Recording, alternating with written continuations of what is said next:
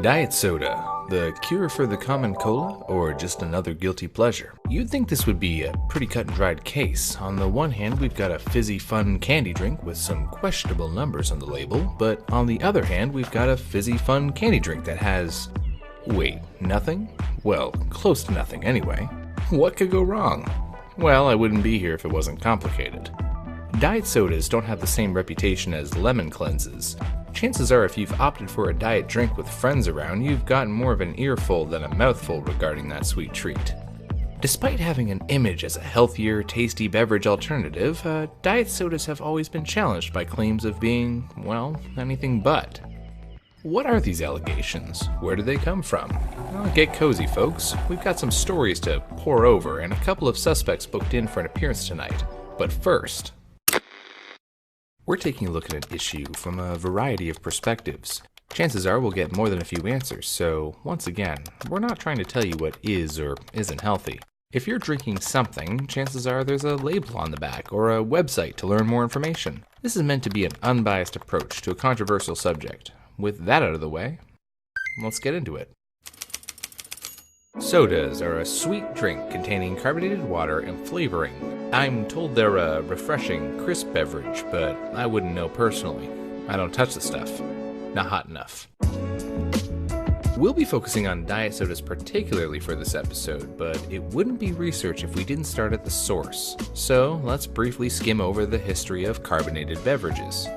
The first batch of artificially produced carbonated liquids was manufactured in the late 1700s, but hot dang if the Greeks weren't already curious about it 2,000 years before that, after noticing what they thought were medicinal benefits from naturally carbonated water springs. The Greeks, clever as they were, couldn't reproduce the phenomena at the time. Who knows why? I guess they were too busy revolutionizing the realm of art and science. So, a couple of millennia later, in 1767, English separatist, theologian, natural philosopher, and chemist Joseph Priestley accidentally invented it. Psst, little foreshadowing, this won't be the last time someone accidentally invents something in this video.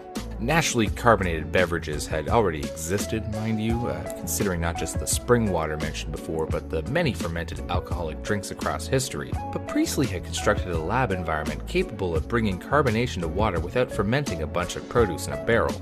People were pretty excited about this. In fact, in 1775, a Scottish physician named John Knuth liked it so much, he said, "Hey, I love this machine you've built. Really, I love the fizzy water. I do not like the urine taste, though. I might try to get the pig bladder out of the blueprints." So he made a better version, because nothing says improvement like, "we made it taste less like pee," and sent word to Priestley about his findings. Priestley wasn't thrilled, taking personal offense to his original design. I don't have a direct tap on how he responded, but it was sort of like, "This doesn't taste like urine. Yours tastes like urine. I bet your servants urinated in it. My servants don't do that." Okay, I'm paraphrasing, but that last bit was a true accusation. Naturally, it didn't take too long for the dust to settle and for Priestley to admit that Knuth had in fact improved upon his original design. And wouldn't you know it, the world thought so too, so it became wildly popular. As time went on, folks started improving on that design even further, getting creative with ingredients, sometimes a little too creative with ingredients. Uh-oh, but we're getting a little too close to losing sight of the story. There will be some links to a few videos below if you want more on this part of soda's history, but for now, let's fast forward a bit to the 19th century. Alright, so sodas are great. People love them as a sweet, drinkable treat, but wouldn't we all love to have our cake and eat it too? And eat that cake with soda?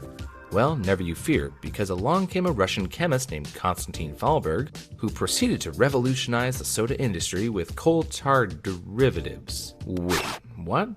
Right. Remember when we were talking about accidental discoveries? History will remember Fallberg as the man who discovered anhydroorthosulfamine benzoic acid, the compound known best today as saccharin. But it's how he discovered it that's truly wonderful. I'll let the man speak for himself. In an interview he did with Scientific American, July 17, 1886, quote, One evening, I was so interested in my laboratory that I forgot about supper until quite late, and rushed off for a meal without stopping to wash my hands. I sat down, broke a piece of bread, and put it to my lips. It tasted unspeakably sweet. I rinsed my mouth with water and dried my mustache with my napkin, when, to my surprise, the napkin tasted sweeter than the bread. I again raised my goblet, and as fortune would have it, applied my mouth where my fingers had touched it before. It flashed upon me that it was the cause of a singular, universal sweetness, and I accordingly tasted the end of my thumb, and found that it had surpassed any confectionery I had ever eaten. I had discovered or made some coal tar substance which out-sugared sugar. I dropped my dinner and ran back to the laboratory. Yeah, Fallberg's a taste first, ask questions later sort of guy. Not at all advisable, but dang if I don't respect the chutzpah. But yeah, wash your hands, folks. The good news is, Fallberg's hands weren't covered in a dangerous chemical, but instead the concoction that would later be known as saccharin, a pioneer compound in the world of artificial sweeteners. Artificial sweeteners, or sugar substitutes, are a food additive that has the potential to, through plenty of research and experimentation, replace natural ingredients. The first example of a diet soda was in 1952, where No-Cal, a diet drink that you won't find on the convenience store these days, used saccharin as a core ingredient to replace sugar. It was invented primarily as an alternative drink to diabetics, but was shortly thereafter buried under the colossal influence of soda's big league players like Pepsi and Coke, as they stepped into the diet soda market. Saccharin may have pioneered the path for artificial sweeteners, but today it is among a variety of options, and it would be almost entirely replaced by aspartame in 1982, as it served to be a more palatable alternative that maintained the same no-calorie benefit. Today, aspartame is joined by other sugar-replacing compounds like stevia or sucralose, but in 1982 it heralded a turning point for the soda industry. Introducing Diet Coke. You're gonna drink it just for the taste of it. Is that what I've been drinking? Yeah, Oh, it's got that new sweetener in it. it's sweeping the planet. Diet Coke and Diet Pepsi would be the juggernauts that gained the most from it, and considering their popularity today, it seems like the switch from saccharin was a smart move. While Coke and Pepsi certainly maintain their spot as the royal family of diet drinks, there certainly is no shortage of options when it comes to sugar-free beverages. Sprite, Fanta, Mountain Dew, ginger ale. If there's a fizzy drink behind the counter, then there's an equal chance that there's a diet variant of it as well. But what is it exactly about diet soda that has people concerned? Aspartame or saccharin or what's the other one? Sucralose? Yeah. Which, by the way, those have all been shown to like screw up the microbiome.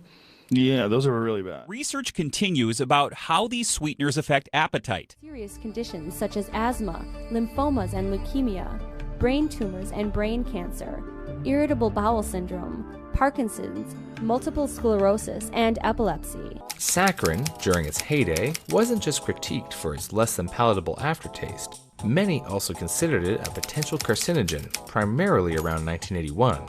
Again, smart move Coke and Pepsi, though studies since then have proven those claims to be false. But some things never change. There's still an argument to be made not just over the health benefits to artificial sweeteners, but the health risks. While diet soda may have originally been marketed as an alternative drink for diabetic individuals, rodent studies in recent years have indicated that there's a potential link between diabetes and artificial sweeteners. Though there are also arguments against the nature of these studies, both due to the long-standing argument that rodent studies are not 100% accurate imitations of the human body, and the growing concern over a concept known as reverse causation, which supports the idea that those who are aware of their own personal risk towards diabetes or heart stroke will be more likely to drink diet soda, resulting in some of the data being debated on both sides. Another argument relates to how artificial sweeteners affect not just our body, but our brain as well. Our brain has to check in whenever we eat something in order to relay the message to the rest of the body on just how to digest the foreign material. In the case of, say, something sweet, the brain goes, "Right, that's going to be high in calories. Better let the pancreas know about that." And the pancreas is like, "Oh dang, something sweet, eh? Alright, I'll get the boys." And the boys are like, We're insulin. We store sugar in the cells for energy." Alright, I ran out of steam with the story, but you get the idea. So, what happens when you introduce something that is artificially sweet? Well, the brain calls the pancreas hits up the insulin, and the insulin does nothing, because there's no sugar to store. It's like spending the day preparing for a birthday party only to have nobody show up. That might be a fun practical joke to pull the first few times, but scientists think that this kind of regulated trickery could lead to something known as metabolic syndrome, which, when we go down the list of potential conditions, does raise some all too familiar risks, including diabetes, heart disease, and stroke. Another point about metabolic syndrome is the theory that the introduction of this trick of the mind could play a hand in how our bodies metabolize actual calories. All of these concerns certainly lead one to ask, are diet sodas bad for you? Well, if our research has shown us anything today, it's that, above all else, they're certainly not good for you. Because at the end of the day, whether it's got sugar or artificial sweetener or anything in between, soda is a treat. But treats are okay. Rewarding yourself can do a great deal toward personal motivation, and on a purely chemical level, tasting something sweet or sugary can feel pretty dang nice. So if diet soda falls into the same category as regular soda, is there even a reason to drink something sugar-free at all? Well, sure, why not? Bodies are unique, every one of them. Perhaps yours absorbs particular nutrients in a way that would better digest artificial sweeteners rather than raw sugar. I mean, that reason alone is how diet drinks were even marketed in the first place. Though, frankly speaking, no soda is the best kind of soda when we're getting down to the brass tacks on healthy drinks. Just like candy or snacks, there's really no universal benefit to be found in regular volumes. But should you feel guilty about the odd sip here or there, particularly if you've been careful to practice a healthy lifestyle elsewhere in your life, well, really, that's up for you to decide. Treats are not inherently awful things, and the quality of life they can provide are just as measurable as anything else on the label. Just as true as anything in life, moderation is key. You can have your Coke and drink it too. Just maybe not 13 every day, alright?